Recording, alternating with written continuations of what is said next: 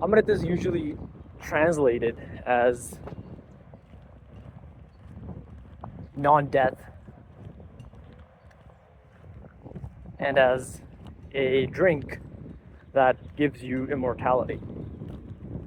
There are stories in ancient texts that talk about the struggle between the gods and the demons, and how the gods were given Amrit, whereas the demons were kept without it. They were not given any Amrit. So in this way, the gods are immortal and the demons continue to take birth. They continue to be reborn. So you have these types of stories that talk about Amrit, and then you have the definitions and the translations which tell you that Amrit is immortality or something to do with it. This is only a very surface level understanding of the term. And the stories reflect that. It's a very surface level understanding. And then we have terms like Chiranjeev, Chiranjeevi, where a certain character from certain characters from different stories are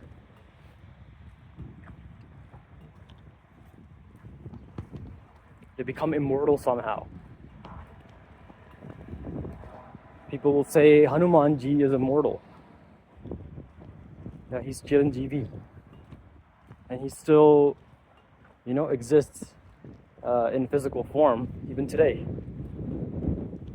because his body lives forever. This is a very surface level understanding of Chiranjeevi, and this type of understanding is fueled by the stories.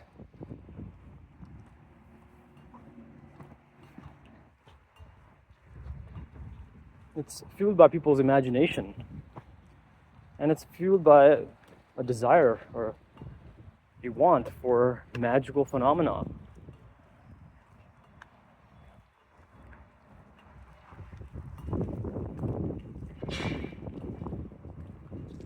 People want to believe that immortality is a possibility.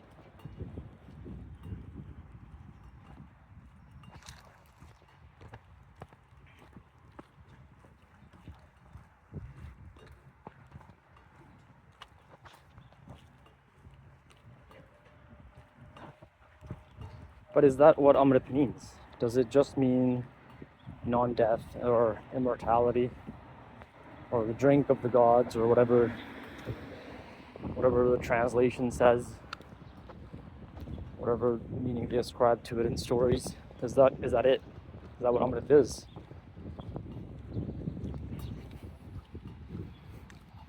When the saints say to drink the Amrit, are they saying to become immortal? Are they saying your physical body will live on?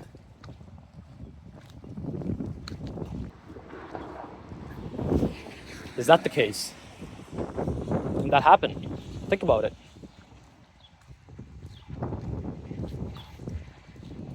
Do the saints also not say that the body is going to die? Do they also not say that one day you will have to die, so make the best use of your current time? Don't waste it. The saints say that.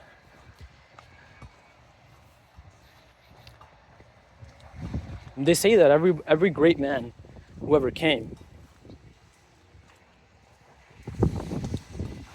every guru, every prophet, whoever came to this world, they died. They passed away.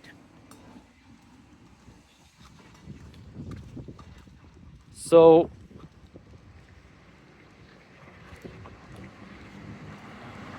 Hanuman Ji lives forever. Is that the case?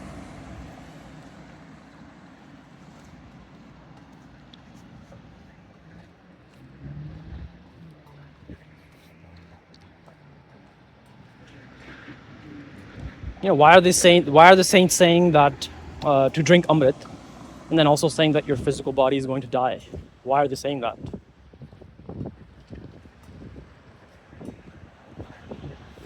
Are they contradicting themselves?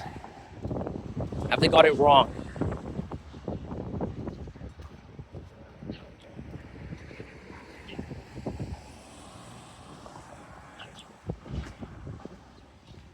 Have they simply got it wrong that actually if you drink Amrit you don't die?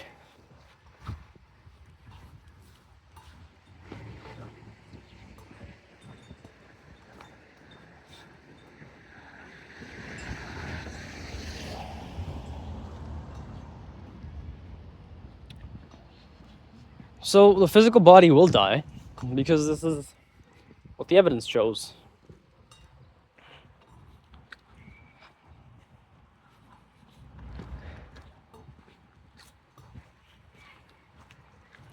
But people don't want to accept that, apparently.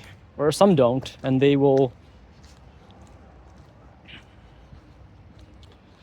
try to look for pictures of Hanuman Ji.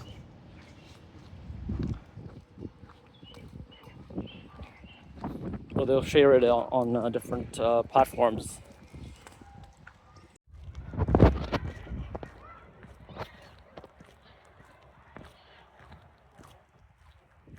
Humans have a fascination with being immortal.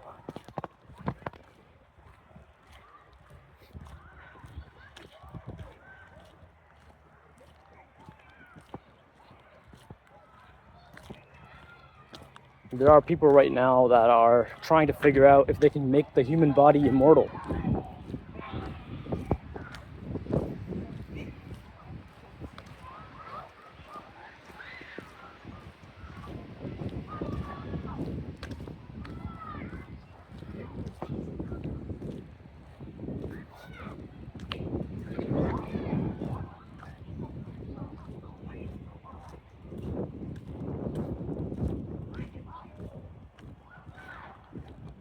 Amrit, when understood correctly, does not actually mean the immortality of the physical body. Amrit does not mean the immortality of the physical body. So if Amrit does not mean that your body stops dying, then what does it mean?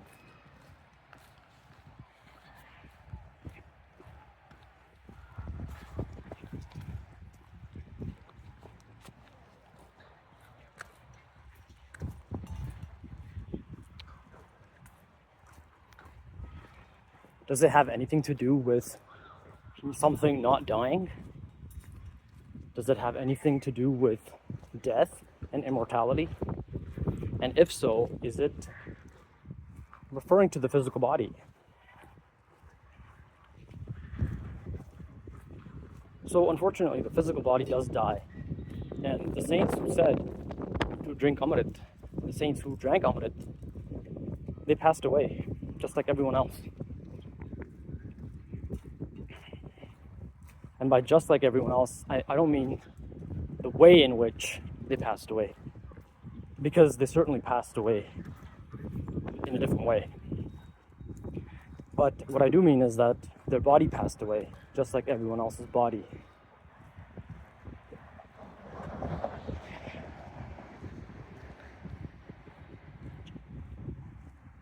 But it does not mean that your physical body doesn't die.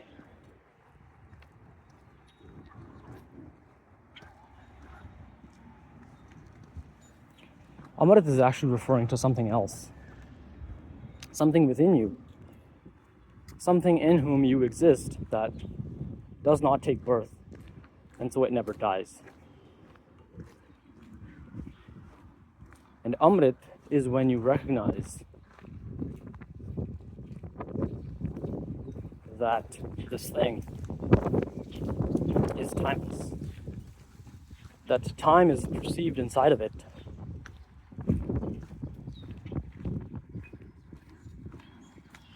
and that time does not affect it.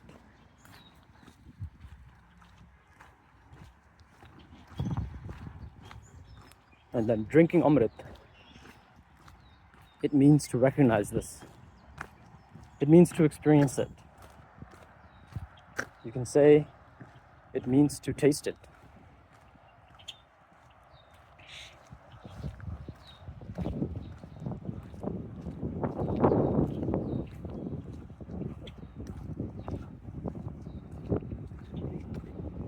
Amrit means to taste the timeless essence of this thing in which time is perceived. You can say that Amrit means to taste timelessness itself.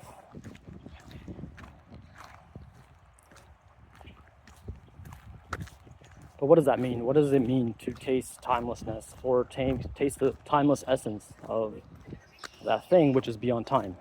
And what is that thing that is beyond time? So whenever the saints are talking about something, they're always talking from experience. They're not sharing something that they read in some book.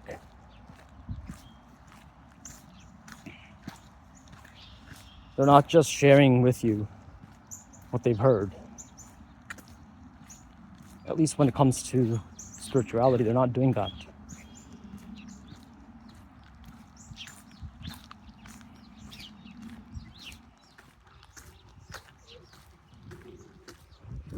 They're sharing with you the knowledge from their own experience. So whatever they do share with you, you can actually experience that yourself. You can verify what they're saying by accessing those types of experiences.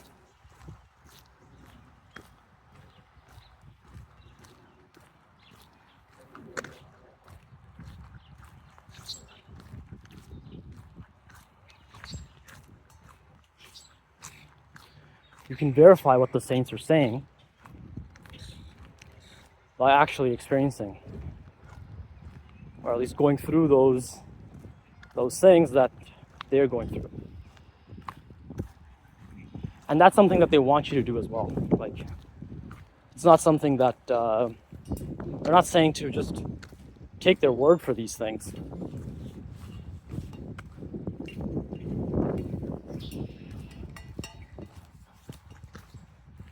They're not saying just to believe whatever they're saying. What they are saying is have enough faith in us to give these things a try. They are saying that, but no more than that.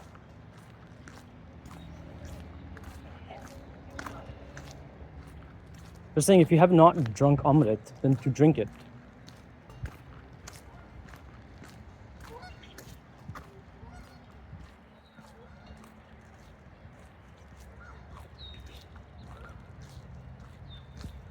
So this is something that you can verify yourself, and this is something that they want you to verify after they tell you about it. They actually want you to taste it yourself.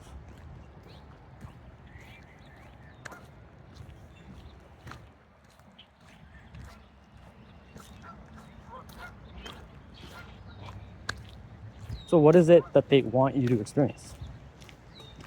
What are they talking about when they're saying drink Amrit? What does it mean to taste the timeless essence of that thing which is beyond time? What do all these things mean? It's quite simple, actually. Because you'll notice that from a young age till whatever your age currently is, your body has changed drastically. Your body is always it's always going through different phases, and it's aging all the time. In fact, your death is actually getting closer. Gurbani says your death. Gurbani says the mother thinks that her child is getting bigger on each birthday, but he's actually approaching death. So every time you have a birthday, you're actually 1 year closer to death. And with each step that we take, or don't take, we actually approach our physical death.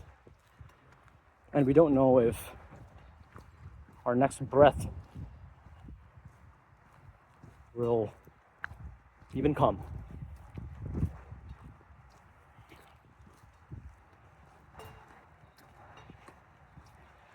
So you have a body that's changing. Your mind is developing. When you were young, you had a certain idea of the world, and now that you're older, your idea has transformed. Your understanding has improved. Many things which you understood to be false are true, and many things which you understood to be true are now false. And there are many things which you did not even know about until you became older.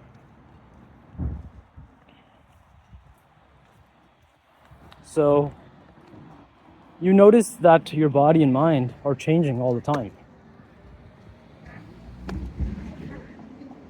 Your body and mind are constantly changing. But if you pay a little bit of attention, you'll notice that the one who is aware of the body and mind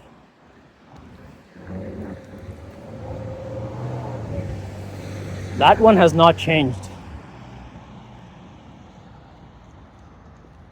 The one who is aware of this changing body and mind, that one has not changed.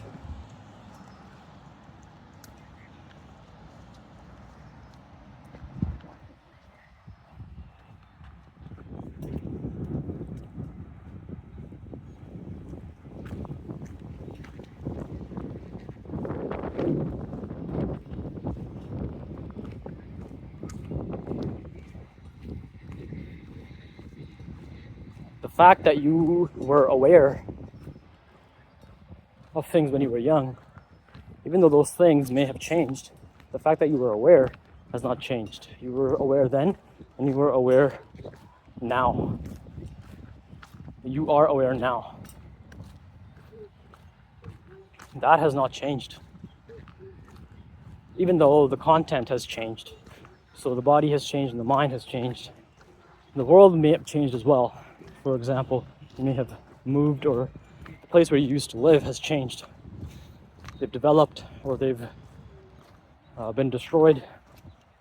Those things have changed, but you'll notice that the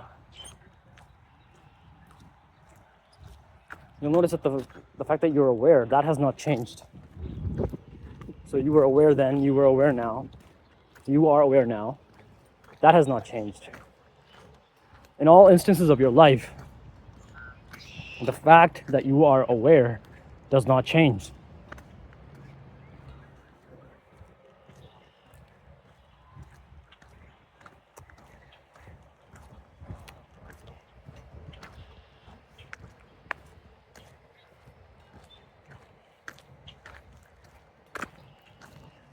In all instances, what you experience changes, but the fact that you are experiencing does not change. The contents of your perception, they change. Your body grows older, your mind, its understanding changes, the world around you transforms, but the fact that you are aware of this perception, that doesn't change. That remains a constant in your whole life.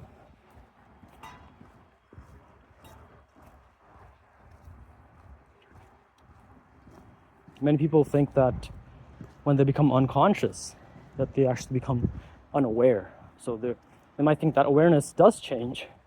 For example, when I sleep.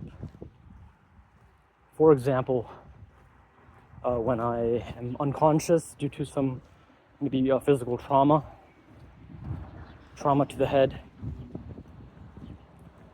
So they believe that, no, actually awareness does change.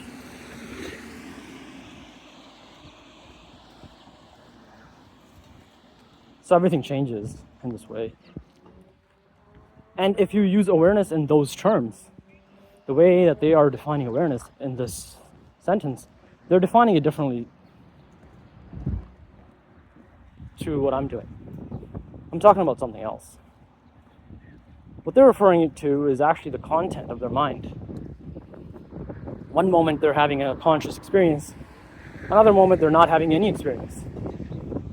So, as I said, experience changes. Whether you're conscious or not, that will change. But the fact that you are aware, the fact that there's awareness of these changing experiences, that never changes.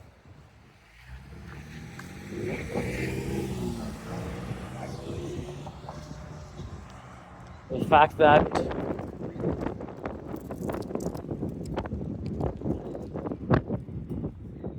you are aware of going into unconscious states and conscious states, having experiences and not having experiences, that does not change.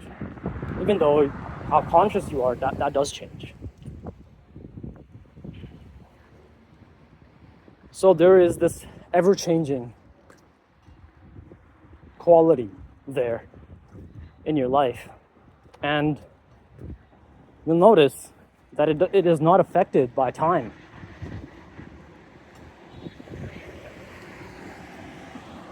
If you're feeling angry, if you're feeling sad, or if you're feeling happy and overjoyed, it doesn't change the fact that you are aware of your anger, sadness, happiness, and joy.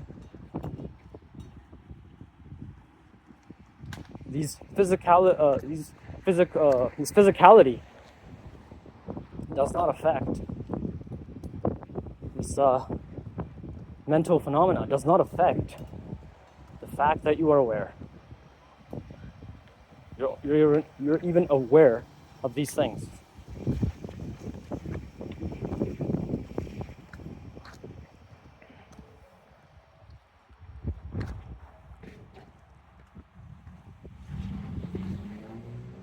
So awareness is timeless. It's not affected by time. By awareness, we mean this background of all of your experiences, whether they're conscious experiences or lack of experience, in the case of unconscious states. This fact that you're aware, that never changes. And this is the background to your whole life. The space in which your life plays out. This is what I mean by awareness.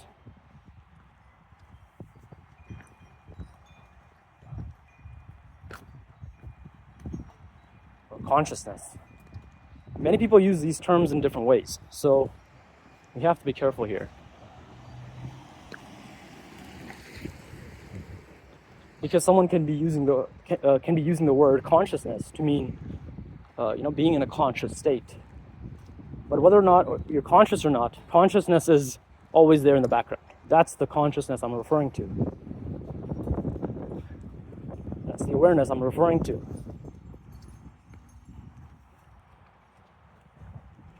And that awareness, that consciousness, is timeless. People also confuse consciousness with conscience, your inner voice that speaks loudly when you are about to do something that you should not be doing. It tells you very clearly, oftentimes, to not do it. That's your conscience. That's not what consciousness is.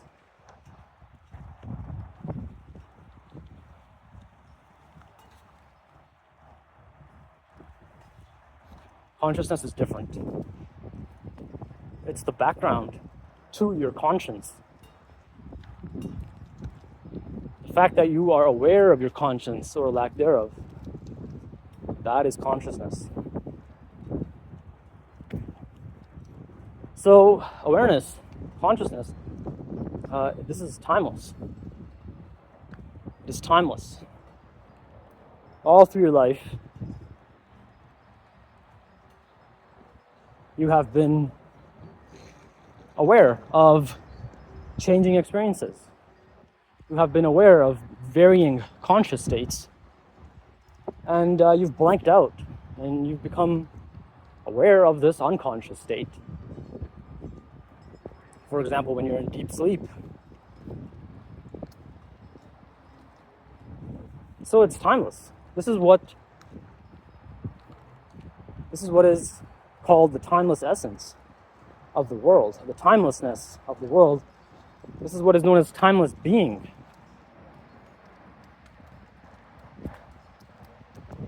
This is what is known as the timeless being.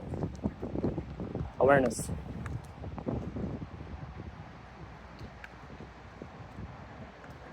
Because awareness does not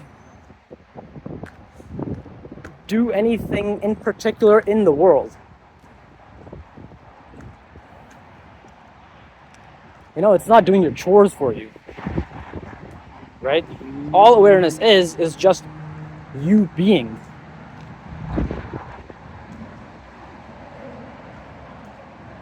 Awareness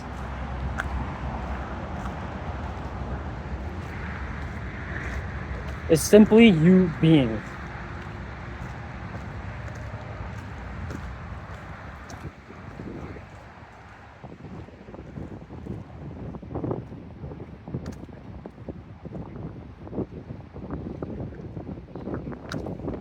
So it's known as timeless being.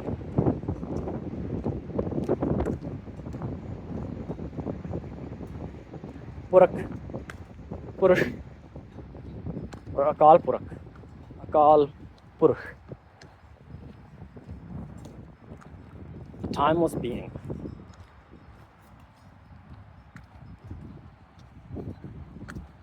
That is awareness, consciousness. So, what does it mean to drink timeless essence?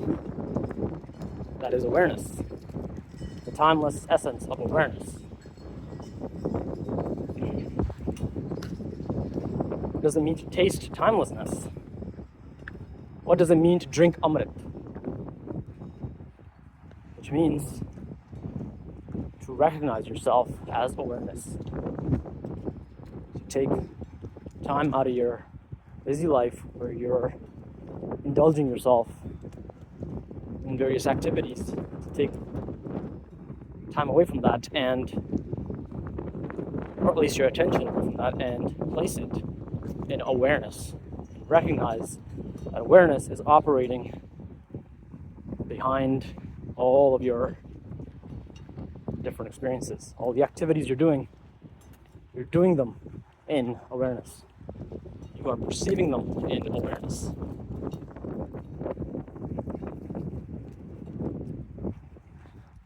Amrit means to recognize awareness, to meditate on awareness.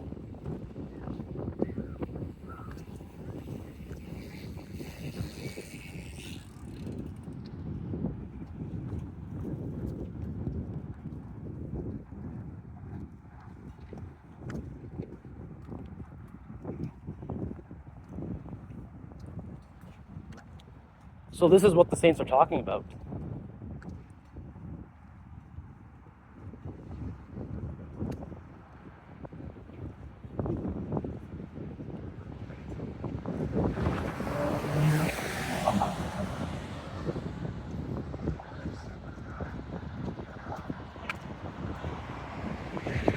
Take a few minutes to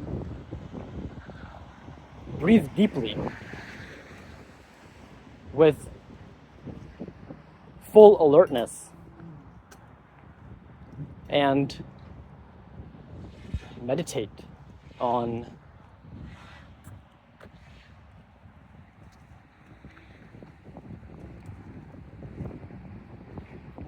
place your attention on the fact that you are simply aware.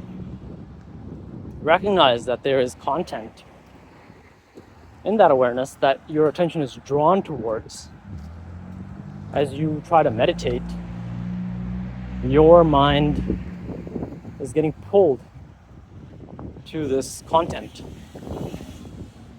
Recognize that it's doing that. And then recognize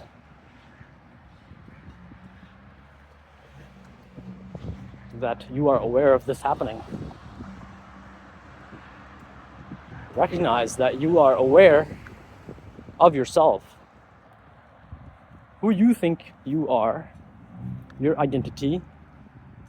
You are aware of this identity. You are aware of that person who you think you are.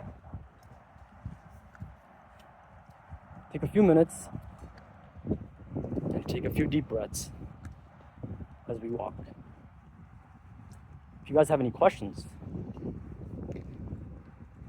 that come to mind, any kind of thoughts that come to mind during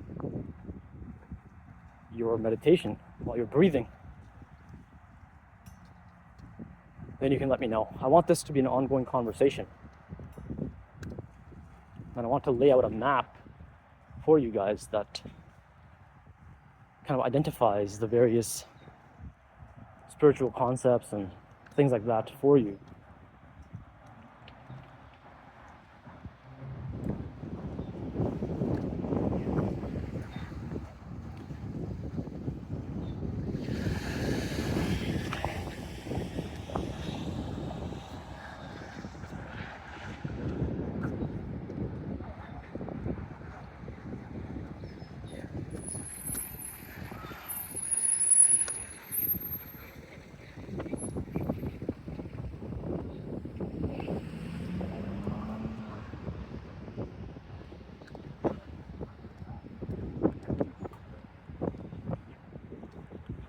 So, what are these stories that are talking about Amrit? What are they referring to? Why do they say that the gods drank Amrit and became immortal, and the demons, they did not? Amrit was not given to them. It was taken away from them. What does that mean?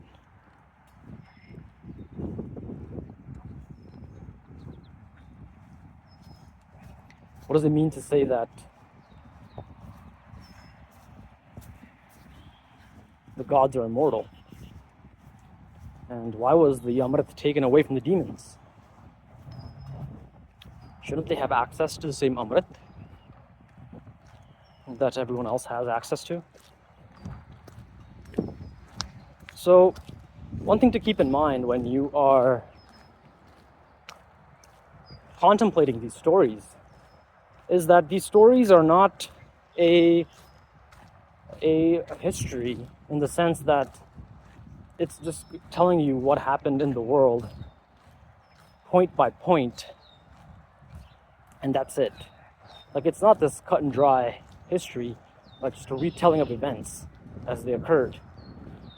What these stories actually are vehicles to carry spiritual understanding forward. These stories are vehicles for carrying forward spiritual concepts.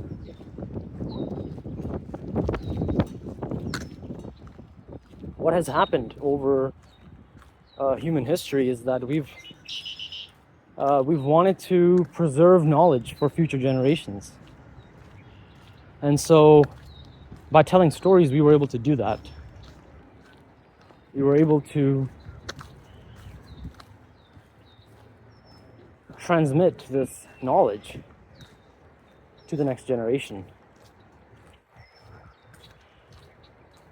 That's the benefit of having these types of stories. But the downside is that misunderstandings can arise.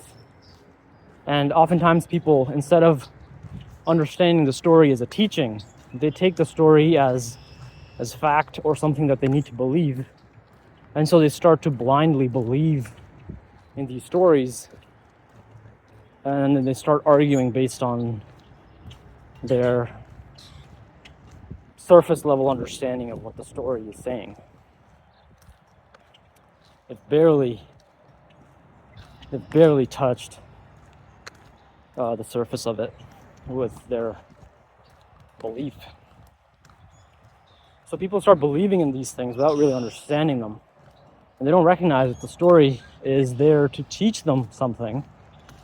It's there to teach them about awareness, about these spiritual concepts of Amrit, that is recognizing awareness.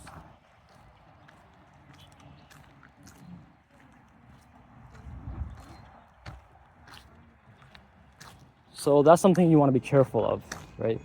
You don't want to get stuck in believing these stories without recognizing that they are vehicles for transmitting knowledge of wisdom. So when they say that the gods are immortal, what are they talking about? Let's go into that a little bit.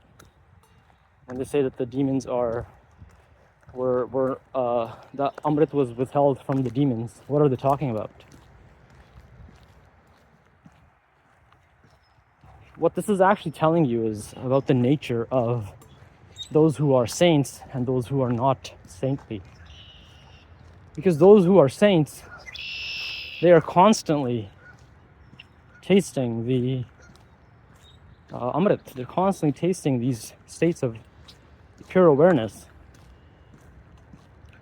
where they are separating themselves from the content and recognizing awareness, where they are even saying that what I think I am, my identity of this and that caste, of this and that religion, this is all a concept of the mind. And I'm not really this. This is not really who I am. And then they recognize awareness. They become awareness. That's what the saints do. So the gods being the good guys, that's what they do as well. The good guys, they do this. And the bad guys, it's not that Amrit is withheld from them. They have access to it as well. It's that they don't do it. Now, why do they say that Amrit is withheld? There's a specific reason for that. There's a specific reason for that.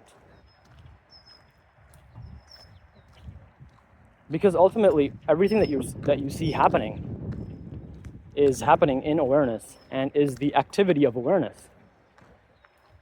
All of that which you see, all of that which you perceive, that's all the activity. That is the activity of awareness. All of it. Because you don't have any access to anything outside of awareness. You don't have access to anything outside of awareness. And so,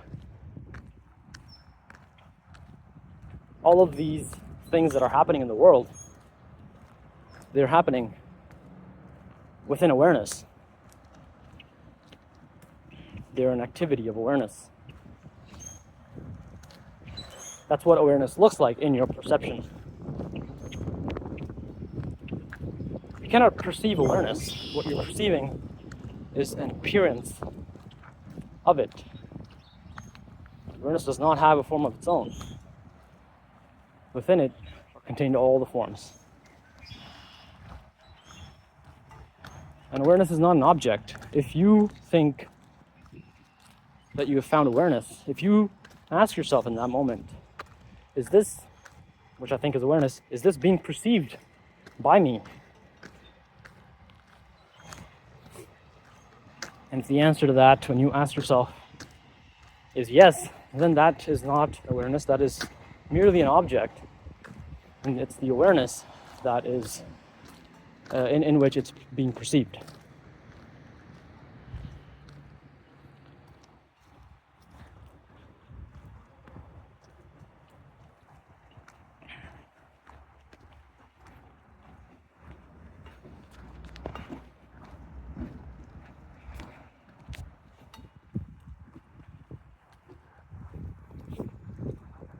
So because awareness is doing everything, it's all an activity of awareness. The fact that you even find awareness is because of awareness. The fact that you even learn that what you thought you were is merely an object, merely a concept of the mind that you can perceive inside of awareness just like any other natural phenomenon, right? The fact that there's clouds in the sky doesn't mean I'm the clouds. This is a natural phenomenon of the atmosphere, of the water cycle. You know, because there's a water cycle, there's clouds, right? You have a brain, you have a mind, therefore you have an identity. You think you are something, but you recognize that this is happening within awareness, and it is due to awareness that you recognize that. So all the people that you see who are awakened, they're awakened because awareness woke them up, not because it's all happening within awareness. It's this concept that's being transmitted within the story, that people that you see are awake, they have been woken up by awareness, and the people that you are seeing that are asleep, they're asleep because of awareness. So it's as if awareness gave Amrit to some people, awareness gave its recognition to some people, and took it away from others. So it's really very, very simple. Once you understand awareness, all these things will unlock. People understand all of it. They recognize that, oh, it's simply referring to awareness. Now, there's obviously more to it. It's not just that it's a story about awareness. There's also archetypes and things like that playing out. There's also that the demons are vices, right? The gods are the virtues. There might be some of that. There might be some archetypes. So there might be some, natural forces, like God as a natural force, or gods as natural forces. It's a collective kind of. It's a story that's constantly building on itself. It's possible it even started as just a story about natural forces, or that simply as a myth, which got added to later on to give it more meaning. That's possible as well. Maybe there were saints that discovered awareness, and they included those messages inside of it. And it's also possible that we have to be careful that because we also have a tendency to add meaning to things. So we have to be alert of this as well, that we're not adding undue meaning to different things, different stories which may not have any meaning. But this story does have meaning, and because it's being transmitted by saints who recognized awareness.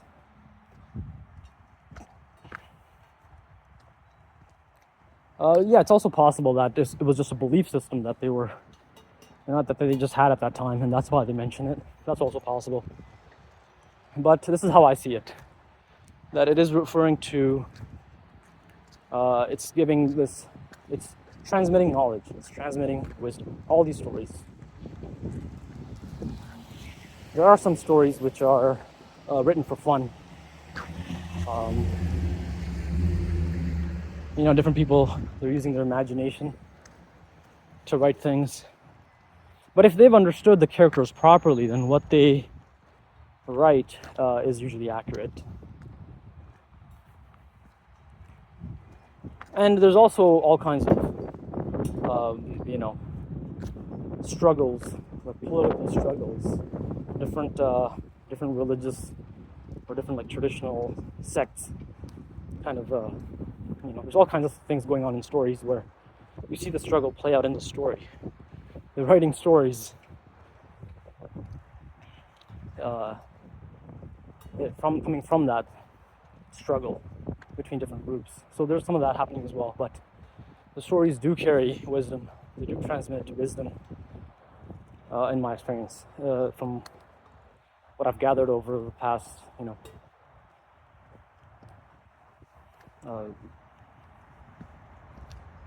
15 years or so, or more.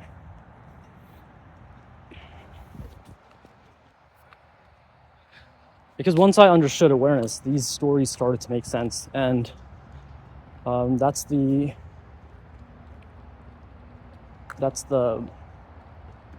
interpretation that I'm passing on to you. And you may find it helpful. And I definitely think that it's better to think about these stories as vehicles of wisdom rather than as like a retelling of events. It's just, we know from, through science that our universe didn't come from this giant snake that was being used as a churn, like a butter churn. That's just, the story itself is kind of screaming at you that this is not a literal tale. This is an allegorical tale. Right? It screams at you. Because even these guys who, at the time when they came up with these stories, they knew how snakes looked like. They knew that the world wasn't made of milk. All right? So they're actually, I believe that they're consciously spinning this tale, and it's meant to be allegory. This is not meant to be taken literally. The stories of the gods, they're not meant to be taken so literally. They're meant to be taken as a lesson in spirituality and morality. Right? As we discussed, spirituality is about freeing yourself from the contents of your mind, from identities, from caste, gender, religious, these types of identities, class-based identity, age-based identity. It's meant to declutter you, meant to get you away from this type of content about identities, about life story, about what happened to me, what shouldn't have happened to me, what should have happened to me. These types of things. Spirituality is meant to free you from this. It's meant to free you from your identity, your anger, your sadness, all of your emotions, so that you're not compelled by these things. You're not under the control of these things. Not that you don't have them, not that you're not angry or not sad. Right? It's meant to free you so that you have power, not them. You have the ultimate power. You have the ultimate say of what you want to experience, how you want to be. So spirituality is there to set you free from the contents of your mind. It's about your internal freedom. And morality is about freeing others. Morality is about freeing others.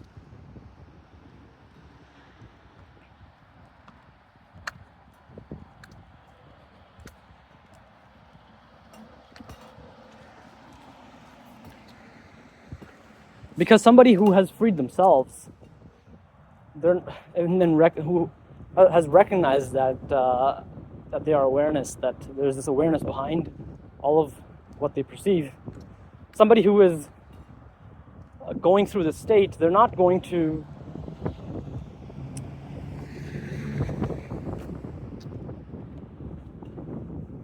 try to enslave others. They're not going to take away the freedom of others in an unjust way.